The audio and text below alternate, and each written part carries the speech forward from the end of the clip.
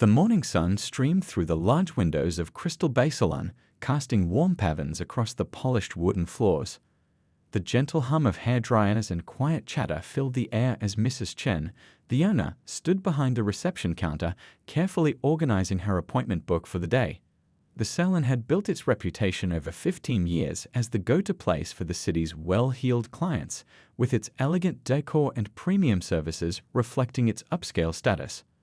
As Mrs. Chen double-checked her schedule, she couldn't help but smile, thinking about the upcoming wedding party that had booked the entire afternoon.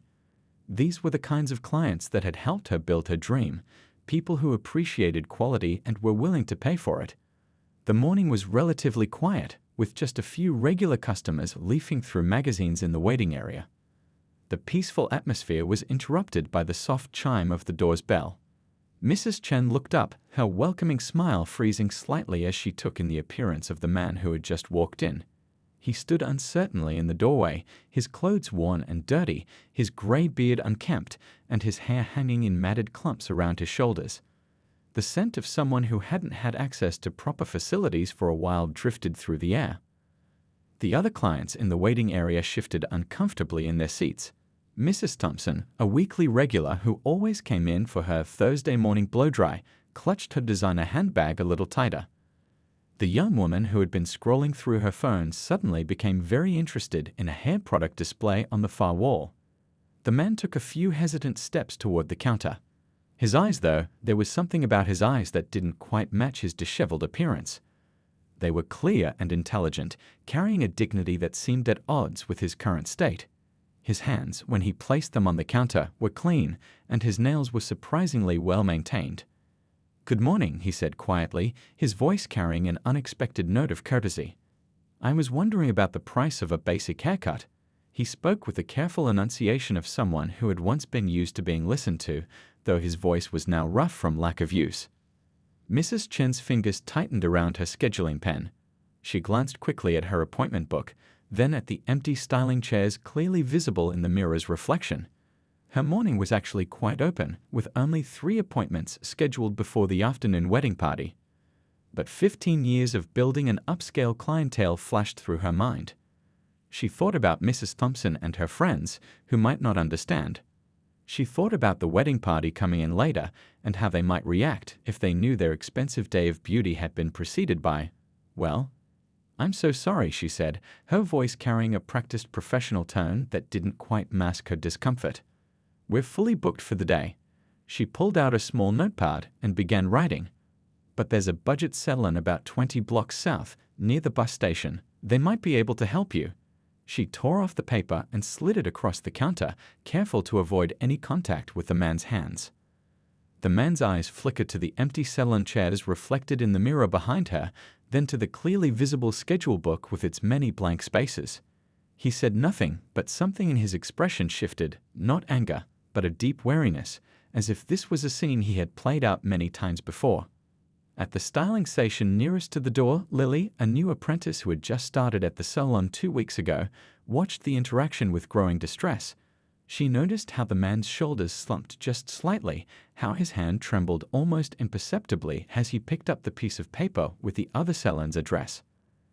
"Thank you for your time," he said softly, folding the paper with careful precision before tucking it into his pocket. He turned to leave, his movements deliberate and measured, maintaining a dignity that seemed to fill the space more than his disheveled appearance. As he reached the door, the morning sun caught something that glinted at his wrist, a simple metal bracelet that looked like it might be military issue. But before anyone could get a better look, he was gone, the door chiming cheerfully behind him. The salon seemed to collectively exhale. Mrs. Thompson relaxed her grip on her handbag, and the young woman drifted back from the product display.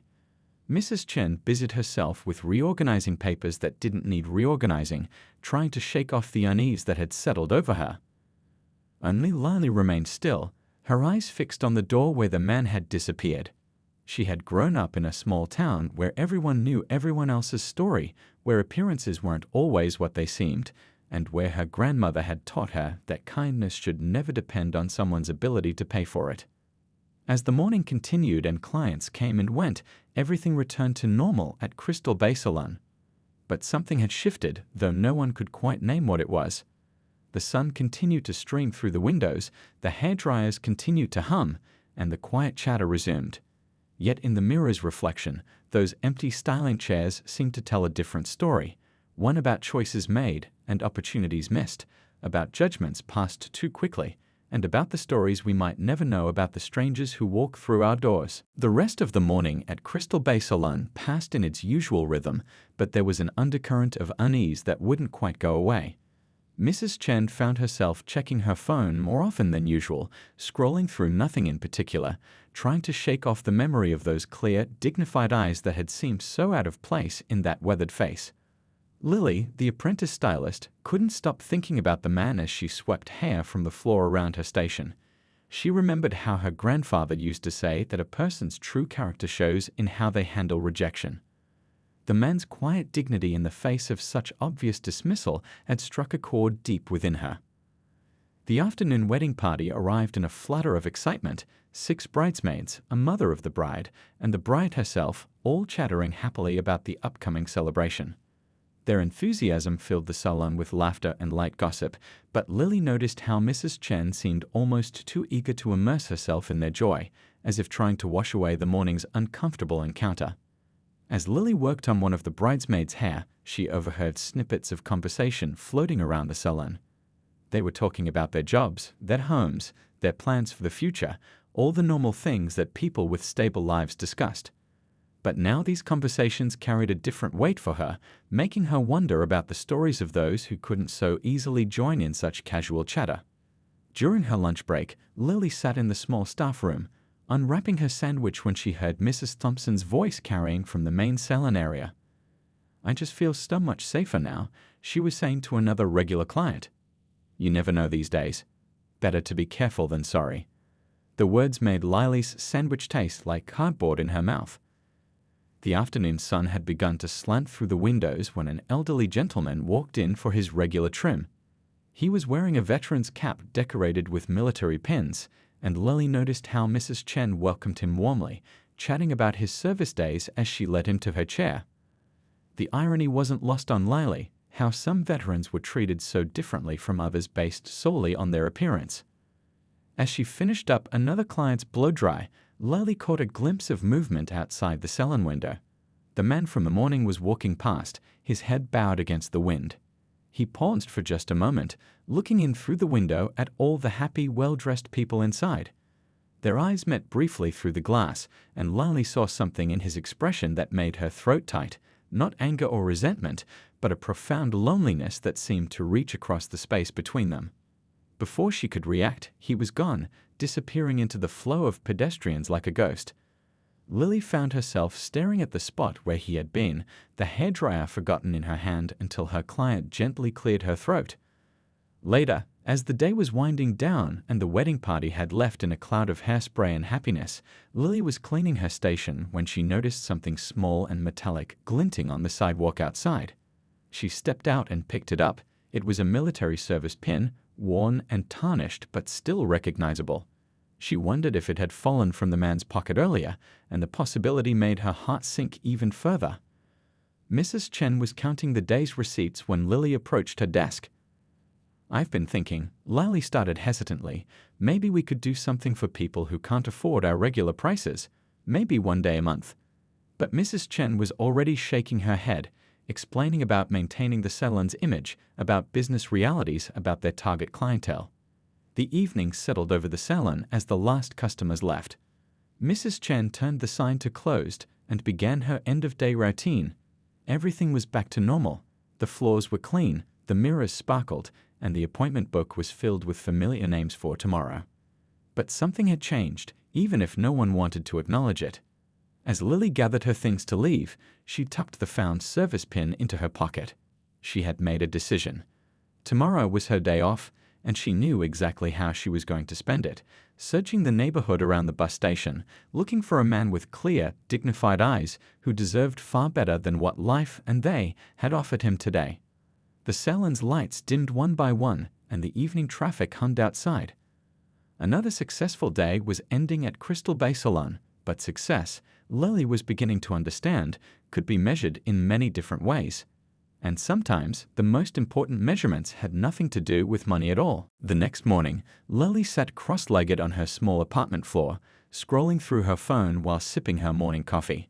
She had spent half the night thinking about the man from the salon, and the service pin she'd found weighed heavily in her pocket. Her finger paused mid-scroll as something caught her eye.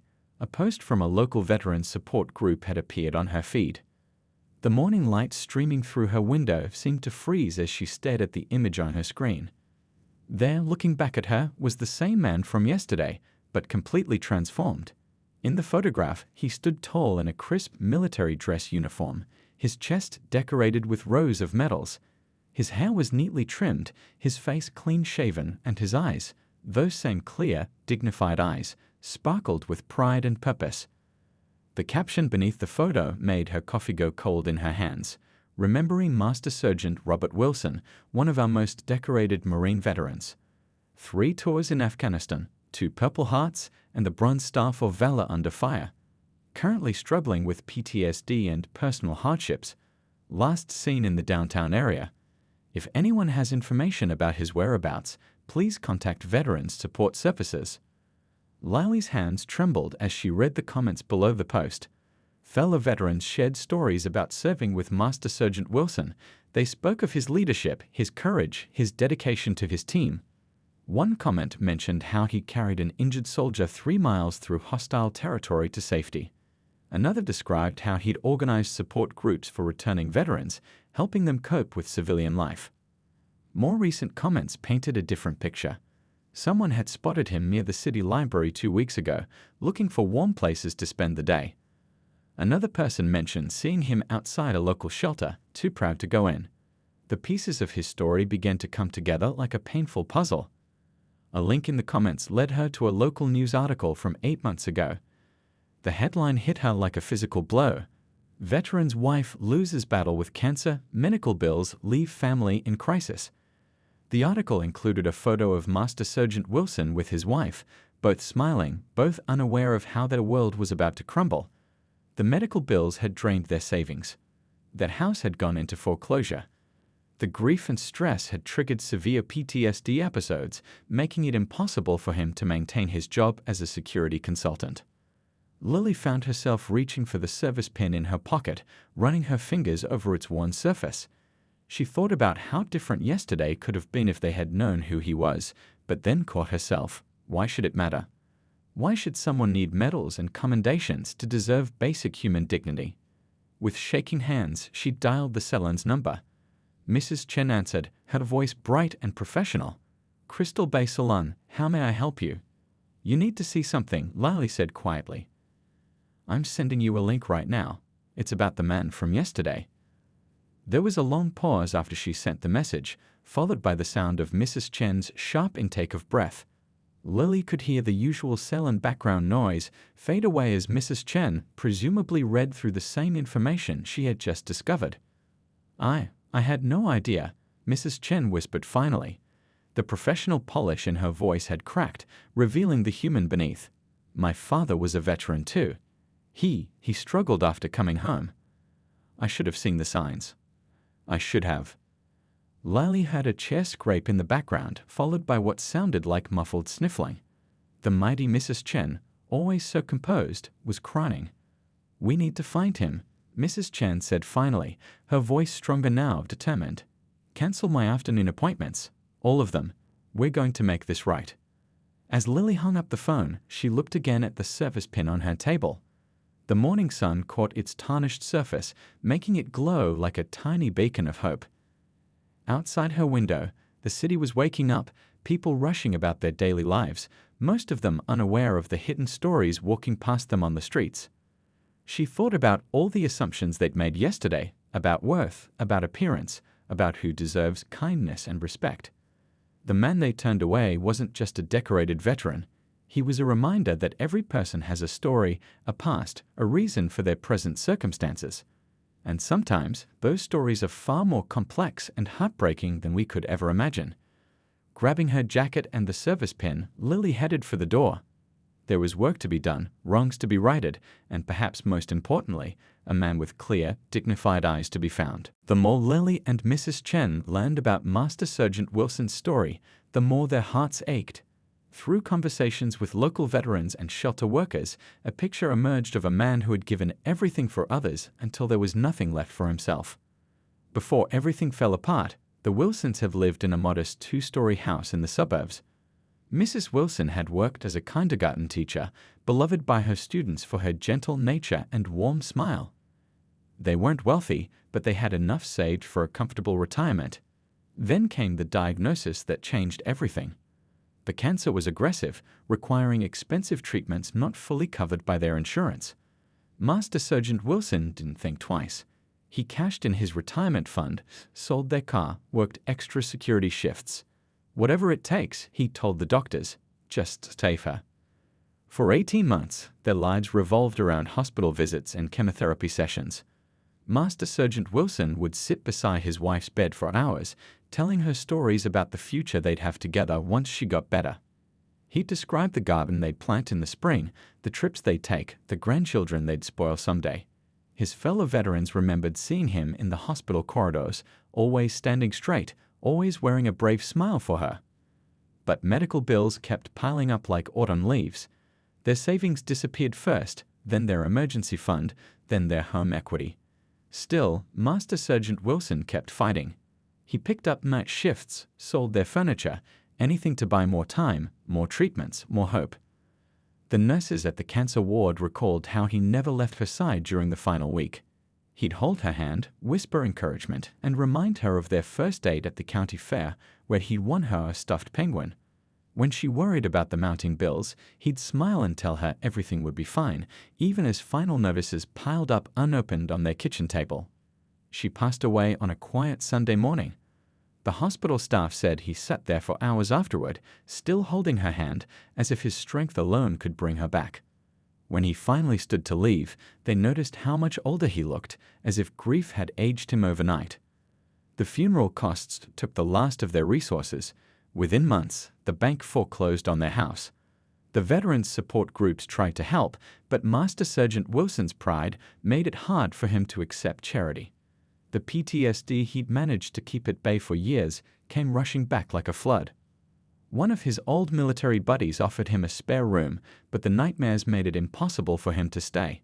He'd wake up shouting, reliving moments from his tours of duty, now mixed with memories of hospital rooms and beeping machines. Eventually, he stopped accepting invitations, stopped answering his phone, stopped being the man everyone had known. The streets became his new home, though he never stopped carrying himself with military bearing. He'd spend his days in the library, reading books his wife used to love, or walking the paths in the park where they used to have Sunday picnics. Some days, he'd sit on a bench near her old school, watching children play during recess, remembering how she used to tell him stories about her students. The local shelter staff said he'd come in occasionally, but only on the coldest nights.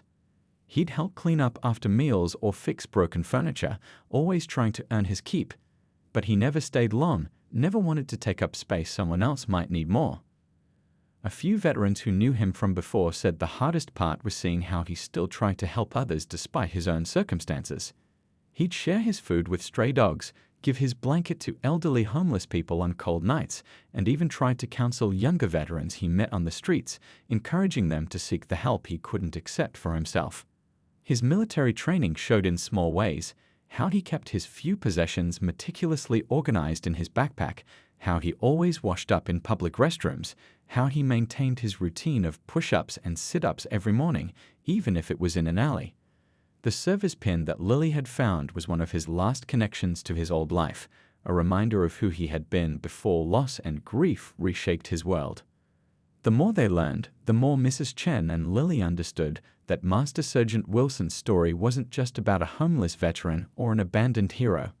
It was about love and sacrifice, about fighting battles no one should face alone, about how life can change in ways we never expect.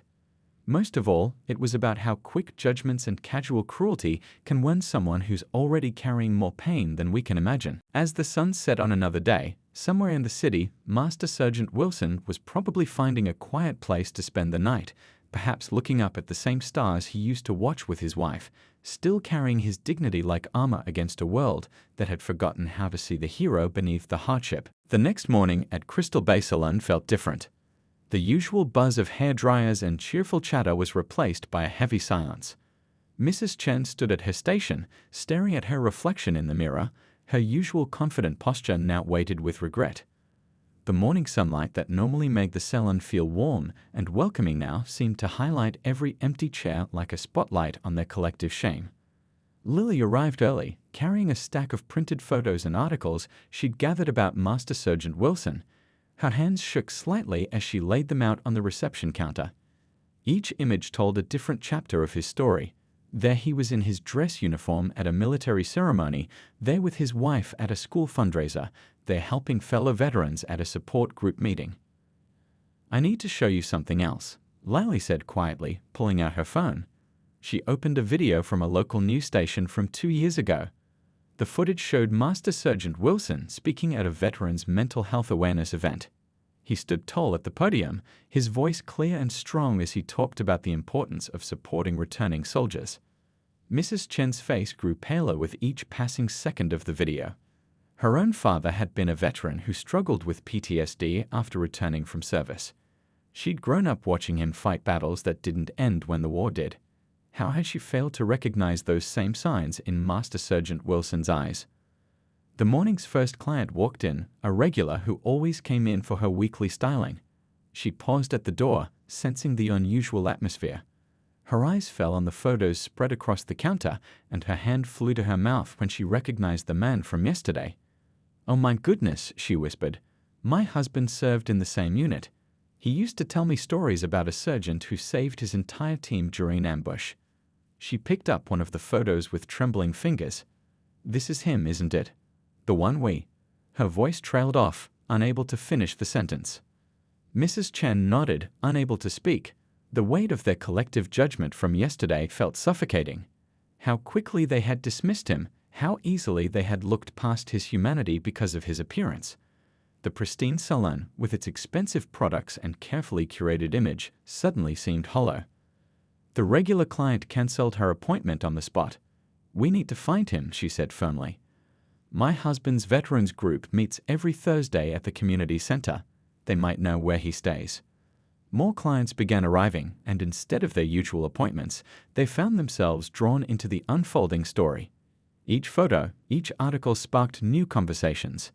Some clients made phone calls to friends who worked at local shelters. Others offered to post his picture on social media. The salon's atmosphere transformed from shame to determination. One elderly client remembered seeing him at the public library most mornings.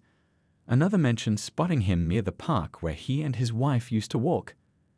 A young woman who volunteered at a soup kitchen recalled him helping to serve meals to others, even though he was in need himself. Mrs. Chen listened to each story, her professional mask cracking further with each new detail. She thought about her own father, how he used to say that the hardest part of coming home wasn't what he'd seen in the war, but feeling invisible to the people he'd fought to protect. By midday, the salon's appointment book lay forgotten. Clients who came in for haircuts found themselves joining the search effort instead. The wall mirror that usually reflected perfectly styled hair now displayed a growing map of the city, marked with possible locations where Master Sergeant Wilson might be found. Lily stood in the middle of it all, watching as the same community that had shunned him yesterday now mobilized to find him. She held the service pin in her hand, its surface catching the light. Something fundamental had shifted in the salon's atmosphere. It was as if everyone had suddenly awakened from a shared blindness. Mrs. Chen finally spoke, her voice thick with emotion. "Yesterday, we saw what we wanted to see. We looked at his appearance and made a choice based on our own prejudices." She picked up the photo of Master Sergeant Wilson in his dress uniform. "But today, we're seeing the truth, that every person who walks through that door has a story, has value, has dignity. And it's not our place to judge who deserves kindness." The afternoon sun cast long shadows through the windows as the salon turned into an impromptu command center for their search mission. Regular clients became search volunteers, Appointment times became planning sessions, and the usual gossip was replaced by strategies for making things right. As they organized their search parties and shared contact information, everyone understood that this wasn't just about finding one man, it was about finding their own lost humanity in the process. The search for Master Sergeant Wilson spread through the city like ripples in a pond. For 3 days, Mrs. Chen closed the salon early, something she had never done in 15 years of business. Instead of styling hair, she and Lily spent their afternoons visiting homeless shelters, veterans centers, and soup kitchens, showing his photo and sharing his story. The library became their first stop each morning. The kind-faced librarian remembered him well. "He always reads in that corner," she said, pointing to a worn armchair near the window. "Military history mostly, but sometimes poetry too. His wife loved poetry." She paused, blinking back tears. "He wasn't here yesterday, though, or the day before." At the park where he used to walk with his wife, an ice cream vendor recalled seeing him just last week. He bought a vanilla cone, the vendor said it was his wife's favorite. Sat on that bench over there for hours, just watching the children play. But he hadn't been back since. The city's homeless community knew him as the Colonel, though he had never corrected them about his actual rank. "He always shares whatever food he has," one man told them. "Keeps an eye out for the younger ones, especially the veterans. Tells them about programs that could help them, even though he won't use them himself." Word spread through social media and local news. The story touched something in people's hearts, not just about a homeless veteran, but about how quickly we judge others without knowing their stories. Mrs. Chen's phone rang constantly with tips and sightings, each one leading to another dead end, but she refused to give up. Lally spent her evenings walking the streets near the bus station, the service pin in her pocket like a talisman. She'd stop at every park bench, peek into every doorway, her heart jumping whenever she saw someone who might be him. The city looked different now. Every person on the street had a story, a past, a reason for their present circumstances. On the 4th day, they got a promising lead from a coffee shop owner near the Veterans Hospital. "He comes in sometimes when it rains," she said. "I always give him a free coffee. He insists on cleaning up the tables in return." She checked her logbook. "Actually, there's a veterans support group meeting at the community center tonight. He mentioned wanting to go, but wasn't sure if he'd be welcome looking like." Mrs. Chen didn't even let her finish the sentence. Within an hour, she and Lily were parked outside the community center, watching people arrive for the meeting. The sky had turned gray, threatening rain, and a cold wind swept papers across the empty parking lot. As the meeting's start time approached, they began to lose hope. But then, just as the first raindrops fell, a familiar figure appeared at the far end of the street. Even from a distance, they recognized his military bearing, the way he carried himself with dignity despite his circumstances. Master Sergeant Wilson stopped at the community center's steps, looking up at the building with uncertainty. His clothes were even more worn than before, but he had tried to clean up. His face was freshly washed, his beard combed as best he could manage. Mrs. Chen stepped out of the car, her heart pounding. The rain was falling steadily now, but she barely noticed. She took a deep breath, remembering her father, remembering all the times he had needed someone to see past his struggles to the man he really was. Her hands shook as she opened her umbrella and walked toward him. The distance seemed endless, just like the distance between their two worlds had seemed endless a few days ago. But with each step, that distance shrank until she stood before him, holding the umbrella over them both.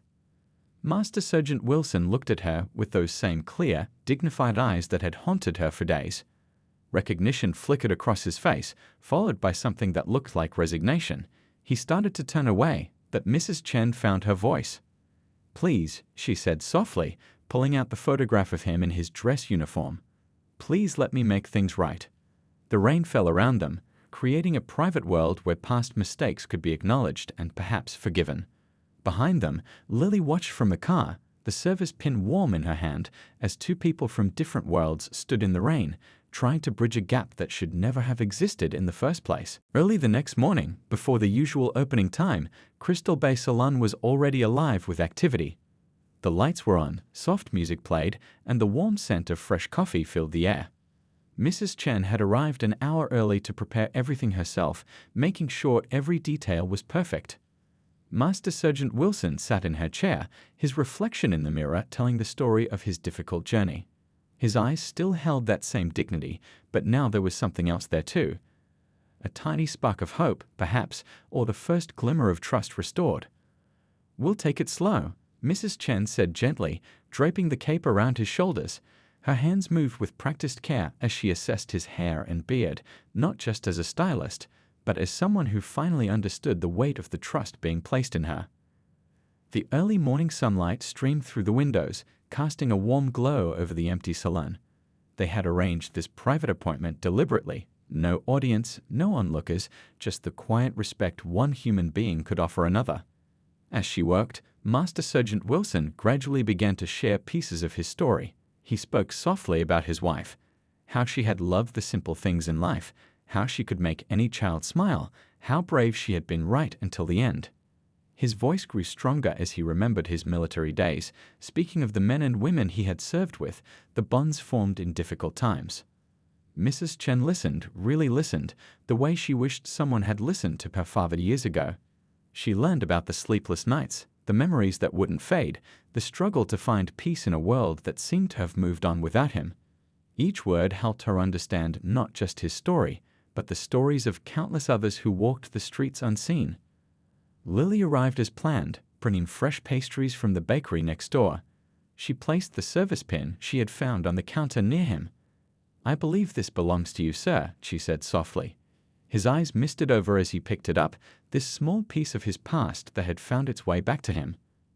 As Mrs. Chen worked, years seemed to fall away with each careful snip of her scissors.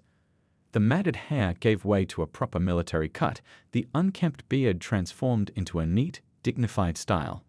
But it was more than just a haircut. It was a restoration of dignity, a reminder of who he had been and still was, beneath the hardships life had piled upon him. Other changes were already in motion. The veterans Groot from the community center had found him temporary housing. Mrs. Chen's clients, moved by his story, had started a fund to help with his immediate needs. The local Veterans Affairs Office, alerted to his situation, was fast-tracking his benefits review. But perhaps the biggest change was happening within the salon itself. On the wall near the reception desk, a new sign had appeared: "Veterans Welcome. Free services every Thursday." It wasn't charity, it was community, connection, respect. The kind of respect that Master Sergeant Wilson had earned long ago, and that every person deserved, regardless of their circumstances. When Mrs. Chen finally turned the chair for him to see the finished result, the man in the mirror was both familiar and new. His military bearing, always present even in his hardest times, now matched his appearance. The spark in his eyes had grown stronger, as if seeing himself as others once saw him helped him remember who he truly was. "Thank you," he said quietly, touching his newly trimmed hair. But they all knew it was about more than the haircut. It was about being seen, being heard, being treated with the dignity every human being deserves. As he stood to leave, Mrs. Chen pressed a business card into his hand. "Every Thursday," she said firmly. "Promise me you'll come back. We need to hear more of your stories." She thought of her father, wishing she had understood sooner how much simple kindness could mean. The morning sun had risen fully now, filling the salon with light. As Master Sergeant Wilson walked toward the door, standing straight and tall, he paused and turned back. "Sometimes," he said softly, "a second chance is all someone needs to find their way home."